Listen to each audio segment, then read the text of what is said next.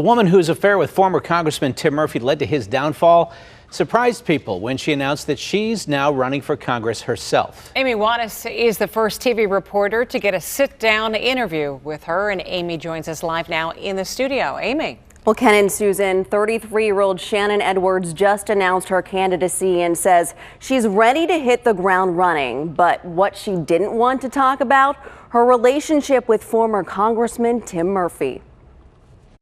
I think that it's important to stand up for women and girls and have them bring their voice to the table. The clinical forensic psychologist wants to focus on issues like mental health and the opioid epidemic. But will voters want to hear about these issues when there's something else overshadowing them?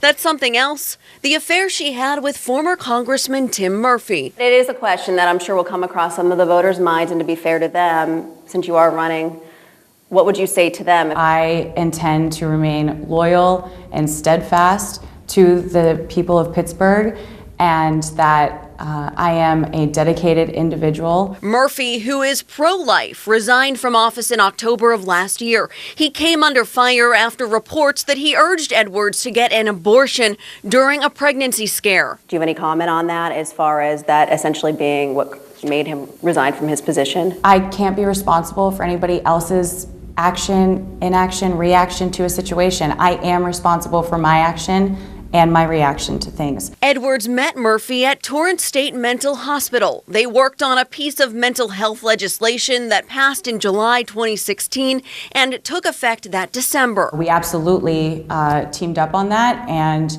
I think it was very important, and the parts that passed were wonderful. Edwards continued to redirect questions back to her campaign when I asked her about her involvement with Murphy. Do you ever regret your relationship at all that you guys have developed over the years? I don't think that's what we're here to talk about. I'm really excited to talk about my candidacy, though, and the platforms. Have you spoken to Tim at all since all of this? I think we're here to talk about my candidacy. However, Edwards realizes that her opponents will likely use the affair against her. How do you feel like you'll handle that?